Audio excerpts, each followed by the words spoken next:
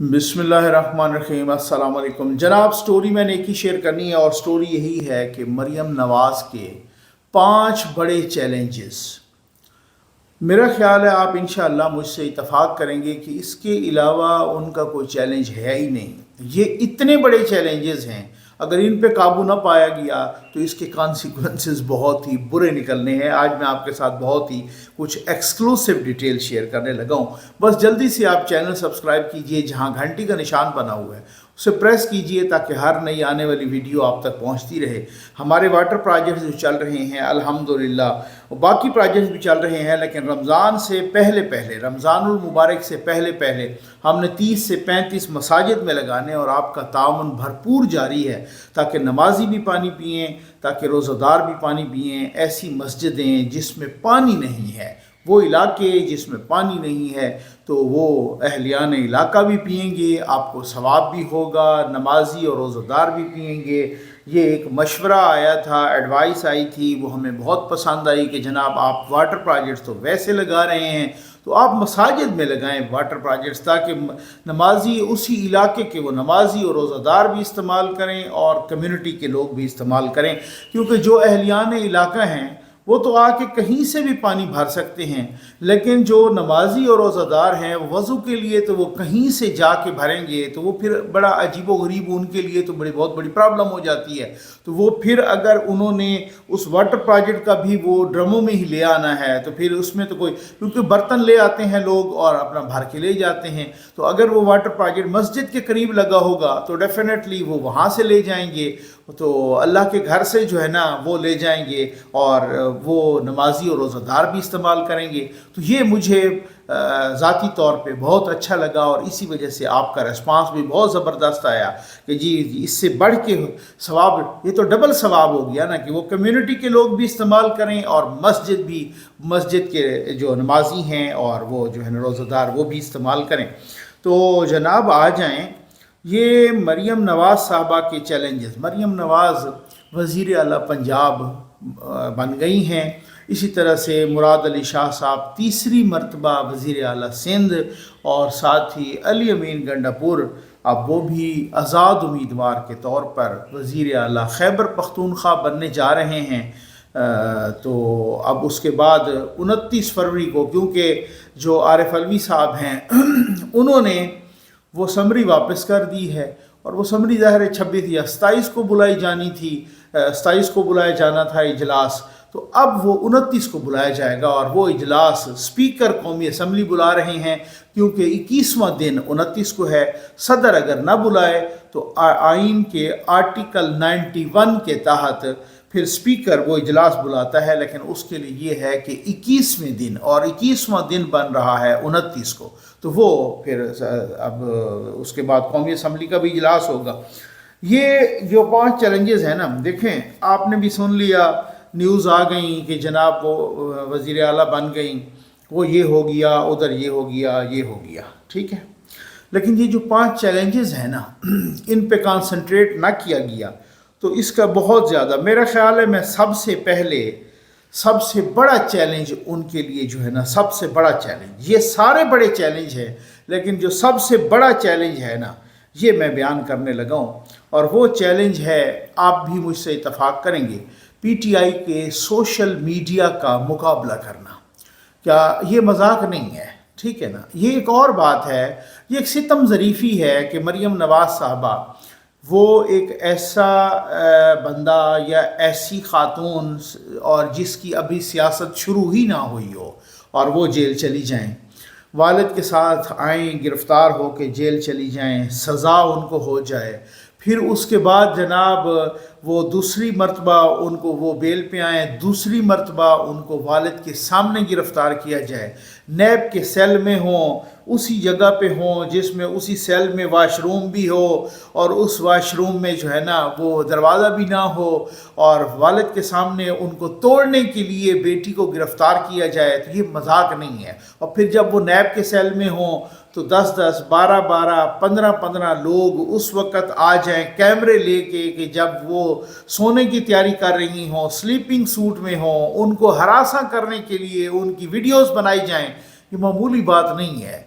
لیکن اب ستم ظریفی حالات ایسے پیدا کر دیے گئے کہ ان کو وہ اس وقت جیتی کہ جب ان کی جیت کو بہت سارے لوگ متنازع بنا رہے ہیں، ان کی وزارت اعلیٰ کو متنازع بنا رہے ہیں۔ ظاہر ہے ان کا سوشل میڈیا بہت سٹرانگ ہے، اور ظاہر ہے کہ جن لوگوں نے انتخابات میں جس طرح کی پلاننگ کی ہے، اور بہت سارے لوگ کہہ رہے ہیں کہ جناب حافظ صاحب کی بڑے شریف آدمی ہیں، تو ان کی شرافت سے لوگوں نے فائدہ اٹھایا ہے، اور ان کے اپنے لوگوں نے جو نیچے ہیں انہوں نے فائدہ اٹھایا ہے۔ تو جو شرافت سے، اب کچھ لوگ اس کو شرافت کہہ رہے ہیں، کچھ لوگ اس کو کمزوری کہہ رہے ہیں، جس طریقے سے، تو بھائی بات یہ ہے کہ یہ کوئی ہنی مون پیریڈ نہیں ہے، کیونکہ 6 مہینے، سال، 1.5 سال، 2 سال میں پلاننگ یہ ہو رہی ہے کہ خان صاحب کو ہیرو کے طور پہ جناب ابھارا جائے، ہیرو کے طور پہ ان کو جیل سے نکالا جائے، ان کو فیل کیا جائے، اور حکومت پھر ان کو دی جائے۔ جو لوگ پلاننگ کر رہے ہیں، جو لوگ پیسہ کھانے کے عادی ہو گئے ہیں، جو یہ میں آپ کو ایکسکلوسیو معلومات دے رہا ہوں، جو لوگ اس طریقے سے اندھا دھند حرام کمانے کے عادی ہو گئے ہیں، ان لوگوں کی بہت بڑی کوشش ہے۔ اب دیکھتے ہیں کہ ہوتا کیا ہے، یہ تو جو اللہ کو منظور ہوتا ہے وہی ہوتا ہے، کیونکہ دوسری طرف سے اب کل وہ حلف اٹھا رہی ہیں، اور ادھر ہی گورنر ہاؤس میں وہ ایک پھڈا پڑ گیا کہ دیکھیں جی انہوں نے کس طریقے سے عظمیٰ کاردار کا ہاتھ جھٹک دیا، کس طریقے سے وہ مل رہی تھی۔ یہ تو بڑے مغرور لوگ ہیں، یہ تو بڑے بھائی، جہاں آپ کے مد مقابل کا سوشل میڈیا اتنا سٹرانگ ہو، جہاں آپ کے کام ہائی لائٹ ہی نہ ہو رہے ہوں، جہاں آپ کا پازیٹیو کام ہی نیگیٹو میں بدل دیا جائے، جہاں جھوٹ کا اس طریقے سے جھوٹ بولا جائے، تھوک کے حساب سے جھوٹ بولا جائے، وہ جب جھوٹ جائے اس کے بعد ایسی پلاننگ کر کے کنکاکٹڈ چیزیں بنائی جاتی ہیں، ایسی پلاننگ کر کے جعلی چیزیں بنائی جاتی ہیں، اس فیک نیوز کو، ان جعلی چیزوں کو۔ اصل مسئلہ یہ ہے کہ جب یہ لوگ جعلی چیزیں بنا رہے ہوتے ہیں تو پھر معاشرہ ان کے خلاف کھڑا نہیں ہوتا۔ اب عمران ریاض کو یا اسد طور کو گرفتار کیا گیا ہے، اب سارے کے سارے ہم بولنے شروع ہو گئے ہیں۔ اس کی وجہ ان کو اس وقت نہیں سمجھاتے کہ میرے بھائی کوئی آپ تحقیق کر کے کوئی بات کیا کریں، کوئی آپ کسی چیز کی کوئی ویریفیکیشن کر کے کیا کریں، کوئی آپ اپنی زبان کی بھی حفاظت کیا کریں۔ آپ کی مرضی اٹھ کے آپ نے جو چیف جسٹس کو کہہ دیا، کہیں دنیا میں کہیں ایسا نہیں ہوتا، کہیں پوری دنیا میں ایسا نہیں ہوتا۔ یہ آزادی اظہار رائے نہیں ہے، آپ کو آزادی اظہار کی اجازت ضرور ہے، آزادی انتشار نہیں ہے۔ آپ اظہار کریں، انتشار نہ کریں، یہ صورتحال ہے۔ تو جہاں اس قسم کے میڈیا سے آپ کا تعلق ہو، اس قسم کے سوشل میڈیا سے آپ کا تعلق ہو، اور آپ کا واسطہ ہو، اور آپ کے مد مقابل کا سوشل میڈیا اتنا سٹرانگ ہو، وہاں تو آپ کا ہر کام، ہر قدم پھونک کے ہونا چاہیے۔ وہاں تو لوگ آپ کے دوپٹے پہ کامنٹ کریں گے، آپ کے جوتوں پہ کامنٹ کریں گے، آپ کے اب مثلا کسی نے جوتے پہنے ہوئے ہیں، اور مثلا وہ 10,000 کے جوتے ہیں، انہوں نے کہہ دینا دیکھو جی یہ مریم نواز نے جوتے پہنے ہوئے ہیں، یہ فلاں برانڈ کے جوتے ہیں، اور جناب یہ 10 لاکھ کے جوتے ہیں، ان کو ہمارا دکھ ہے، جو 10 لاکھ کے جوتے پہن رہے ہیں ان کو ہمارا دکھ ہوگا۔ یہ وہ پروپیگنڈا ہے، یہ وہ ایجنڈا ہے جس کی بنیاد پر جس کو کاؤنٹر کرنے کا، اور بہت سارے لوگ ہیں ان کو کہہ رہے ہیں جناب آپ کو بہت ہی کوئی صلح کل، کوئی امن، کوئی اس طریقے کی جو ہے نا آپ کو صورتحال اختیار کرنی چاہیے، کسی سے انتقام نہیں ہونا چاہیے، بس مٹھ پیار، امن، احترام اس طریقے سے آپ چلیں، اور بس آپ نے کچھ نہیں کرنا۔ اور دوسری طرف ان کو بالکل اسی طرح سے وہ آپ اس طریقے سے جو ہے نا کہ اپنا وہی والی بات ہے کہ سنگ و خشت مقید اور سگ آزاد۔ تو آپ دوسری طرف سے دیکھیں تو ان کی جو مرضی آئے، وہ جس مقصد کے لیے اس کو، تو آپ کے مد مقابل کا جو سوشل میڈیا ہے وہ اتنا سٹرانگ ہے کہ آپ کو وہ ٹھہرنے نہیں دے گا زمین پر۔ آپ یقین کیجئے کہ اس طریقے سے، اور پھر اس کے بعد وہاں کوئی کارروائی، آپ کو پتہ ہے کس طرح کی کارروائی، کون سی۔ تو اگر میں کہتا ہوں کسی کے ساتھ زیادتی بالکل نہیں ہونی چاہیے قانون کا، لیکن ڈنڈا اتنا سٹرانگ ہونا چاہیے، اتنا سٹرانگ ہونا چاہیے قانون کا ڈنڈا کہ لگ پتہ جائے لوگوں کو کہ یہاں انتشار نہیں پھیلایا جا سکتا، یہاں اگر ایسا ہوگا تب تو ہے، لیکن اگر آپ نے ویسے ہی میسنا بنے رہنا ہے اور میں نے تو بڑا پیار سے اور میں نے تو بڑے احترام سے اور میں نے تو یہ کرنا ہے وہ کرنا ہے، اس سے کبھی بھی نہیں ہو پائے گا۔ دوسرا چیلنج ہے ان کا اسٹیبلشمنٹ کے ساتھ اپنے تعلقات کا توازن رکھنا، ٹھیک ہے نا؟ کیونکہ ظاہر ہے صورتحال ایک ایسی بن گئی ہے، صورتحال ایک ایسے حالات بن گئے ہیں کہ وہ ان کو لگا کہ جناب وہ سیٹیں جو وہ آسانی سے جیت سکتے تھے، وہ سیٹیں ان کو وہ بھی بھیک میں دی گئی ہیں، جی ٹھیک ہے نا؟ اب وہ بھی بھیک میں، اب مولانا صاحب وہی کہہ رہے تھے نا کہ جناب دیکھیں یہ یوتھ کا چرچا کیا ہے ہمارے سامنے ہمیں ڈرانے کے لیے، یہ یوتھ پھر کراچی میں کیوں نہیں جاگا؟ یہ یوتھ پھر سندھ میں کیوں نہیں جاگا؟ ان کے لیے یہ صرف یوتھ ادھر ہی جاگا ہے، جدھر جگانا تھا انہوں نے یوتھ کو ادھر ہی انہوں نے یوتھ کو جگایا۔ اب بیچ میں انہوں نے جس طریقے سے خیر سے ماشاءاللہ اپنا ڈالا حصہ اور خیر سے ماشاءاللہ جو کارروائی ڈالی گئی، وہ سیٹیں جو نون لیگ کبھی ہاری نہیں تھی، کبھی بھی نہیں ہاری تھی، وہ سیٹیں بھی ہمیں لگا کہ وہ نون لیگ وہ سیٹیں بھی ہار رہی ہے، کیونکہ یہاں اربوں خربوں کی گیم تھی، یہاں پوری اسمبلیوں کا سودا ہوا۔ مجھے بڑی ہنسی بھی آ رہی تھی، مولانا صاحب کے کچھ قریبی ذرائع اس دن بتا رہے تھے کہ یار آپ یہ دیکھیں، آپ ذرا سوچیں کہ انہوں نے بہت ساری ہمارے ساتھ بھی، یعنی مولانا صاحب کی کہتے ہیں پشین والی جو سیٹ ہے اس کا بھی لوگوں نے 10 کروڑ روپیہ مانگا۔ اب وہ ہنستے ہوئے ایک بندے نے کہا وہاں پہ کہ یار نقوی صاحب آپ یہ دیکھ لیں کہ جو مولویوں سے بھی مانگتے ہیں انہوں نے اوروں کے ساتھ کیا کیا ہوگا، جو مولویوں اور پیروں سے بھی مانگتے ہیں، ٹھیک ہے نا، انہوں نے جو بزنس مین ہیں، جو لینڈ لارڈ ہیں، جو اتنے بڑے اپنا سرمایہ دار تھے، وہ ٹکٹ ہولڈر، ان سے انہوں نے کتنا لیا ہوگا جو ہم سے 10 کروڑ کی ڈیمانڈ کر رہے تھے۔ تو بھائی بات یہ ہے کہ یہاں پہ جو فائنانس انوالو ہو گئی ہے، اب آئندہ یہ تو مجھے بہت ہی مشکل لگتا ہے کہ آئندہ کوئی الیکشن فیئر ہو، چسکا پڑ گیا ہے نا، منہ کو خون لگ گیا ہے پیسوں کا حرام کا چسکا پڑ گیا ہے، تو سوال ہی پیدا نہیں ہوتا وہ آئندہ اس طرح کے لوگ اور وہ الیکشن فری اینڈ فیئر ہونے دیں یا یہ کرنے دیں۔ وہ لوگ کہتے ہیں، وہ لوگ بہت ہی آج کل تو بمانگ دول کہتے ہیں کہ جو پی ٹی آئی کھلا سکتی ہے کوئی اور کھلا ہی نہیں سکتا۔ جو علی امین گنڈاپور کی داستانیں اور ہمیں بتایا گیا جناب اب تو ایک جو ہے نا کوئی انکوائری ہوگی اور خیبر پختونخوا میں یہ ہوگا، اور وہ جو سیٹ بھی کھل رہی ہے اور پی ٹی آئی کے کہنے پر کھل رہی ہے، پہلی بات تو یہ کہتے ہیں ہماری تو 80 سیٹیں کھا گئے ہیں اور 30-35 پہ ٹوٹل اپلیکیشن آئی ہیں، یہ منافقت نہیں ہے تو اور کیا ہے؟ تو بھائی اسٹیبلشمنٹ کے ساتھ آپ کو تعلقات کا توازن کیسے رکھنا ہے؟ پنجاب سب سے بڑا صوبہ ہے آپ کو پتہ ہے، اور پھر مرکز میں بھی حکومت آپ لوگوں کی ہے، تو اسٹیبلشمنٹ کے ساتھ توازن کیسے رکھنا ہے؟ اور اس توازن کیا ہوتا ہے؟ اب وہ توازن والی باتیں کوئی نہیں رہ گئیں، اب وہ مزاحمت ویسے ہی مر گئی ہے، جی بالکل۔ اب کوئی لوگ کہیں کہ جناب ہم تو کوئی مزاحمت کریں گے اور ہم کو اکڑ کے چلیں گے اور ہم کو اصول پرست ہوں گے، نہیں، کچھ نہیں، اصول پرستی، مزاحمت اور یہ رولز ریگولیشنز اور یہ سارا کچھ جو ہے نا گڑبڑی ہوگی ہے۔ تو اب یہ ایک صورتحال ایسی ہوگی کہ اگر آپ نے جب تک سر جھکا کے مجھے تو یہ بھی خدشہ ہے کہ آپ سر جھکا کے بھی رہیں۔ اب ایک نیا پھڈا نکل آیا ہے کہ پہلے ہوتا تھا کہ جناب اگر آپ سر جھکا کے رہیں، سر جھکاتے رہیں، تب تک آپ کو کوئی کچھ نہیں کہے گا۔ اب لوگوں نے نیا نعرہ لگایا ہے کہ جب تک آپ سر بھی جھکاتے رہیں ساتھ کھلاتے بھی رہیں، جی آپ کے مد مقابل نے سر بھی جھکایا اور ساتھ کھلایا بھی صحیح، اور یہ جو کھلانے والا میں کہتا ہوں کہ ایک عجیب سی صورتحال ہو گئی ہے نا، یہ اب صرف سر جھکانے سے بھی کام نہیں چلے گا، اور اگر اسی طرح سے کھلاتے رہنے سے ہی کام چلتا ہے تو پھر تو بس میں کہتا ہوں کہ پھر تو اللہ ہی حافظ ہے نا اس ملک کا۔ تو یہ آپ نے اسٹیبلشمنٹ کے ساتھ کس طریقے کے تعلقات رکھنے ہیں، یہ ایک الگ بات ہے۔ تیسرا چیلنج ہے آپ کو کہ اپنی پارٹی کے لوگوں کے ڈنگ سے کس طرح بچنا ہے۔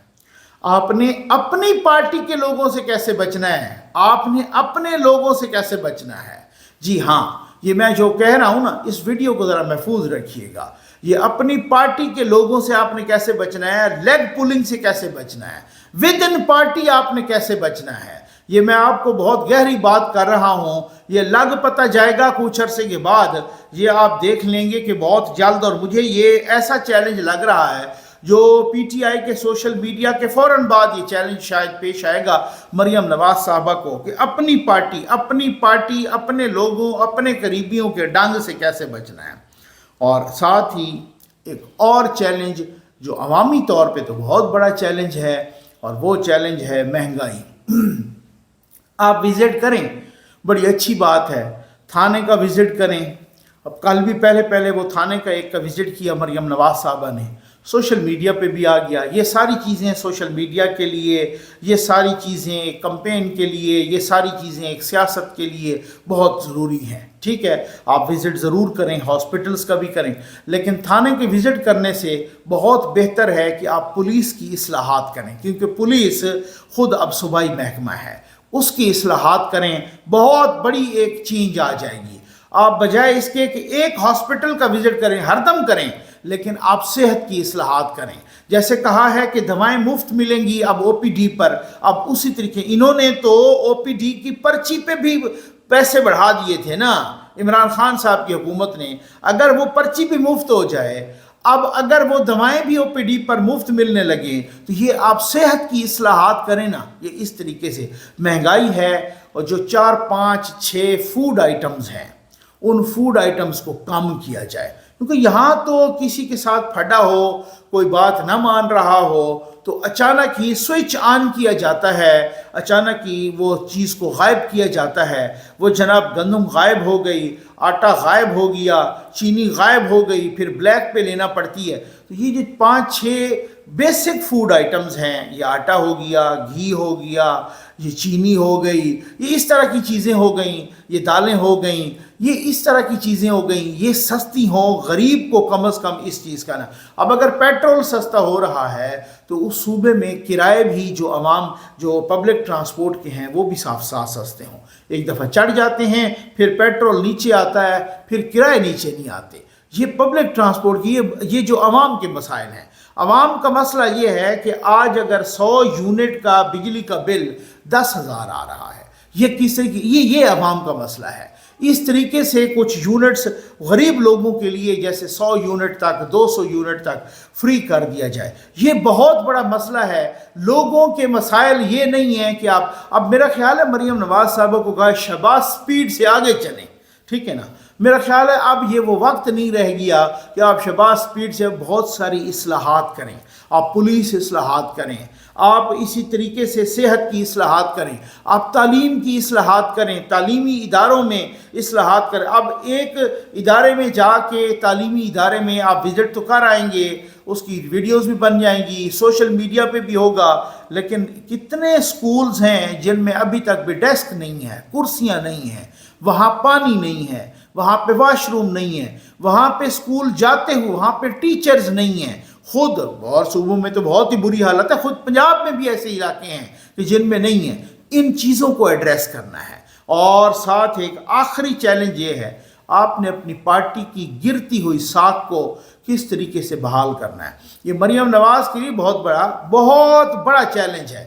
بھائی لوگ کوئی بھی ہو نا، نون لیگ ہو، پیپلز پارٹی ہو، پی ٹی آئی ہو، مولانا صاحب ہو، کوئی بھی ہو، کوئی بھی سیاسی پارٹی ہو، ایم کیو ایم ہو، وہ کہتے آپ میڈیا پہ آ کے کہیں گے ہم نے سیاست نہیں، ہم نے ریاست بچانی ہے، ہم نے یہ ملک کی خدمت کرنی ہے، ہم نے وطن کی مٹی کی خدمت کرنی ہے، قوم کی خدمت کرنی ہے. کوئی کہے گا میں خادم اعلیٰ ہوں، تو کوئی کہے گا میں خادم اعظم ہوں، تو کوئی کچھ بھی ہے. سارے اپنا وہ میں ریاست مدینہ بنانا ہے. جو بیسیکلی اپنی سیاست کی، اپنی پارٹی کی ساکھ کی ان کو سب سے بڑا مفاد ہوتا ہے. مریم نواز کے لیے یہ اگلا الیکشن، مریم نواز کی جو کارکردگی ہے، اور خاص طور پہ پنجاب میں، یہ لٹمس ٹیسٹ ہوگا نون لیگ کے لیے کہ مریم نواز کس طریقے سے نون لیگ کی ساکھ کو بچاتی ہیں. اگر اگلا الیکشن ہاتھ سے گیا، میں آپ کو کہتا ہوں پنجاب بالکل ہاتھ سے جائے گا.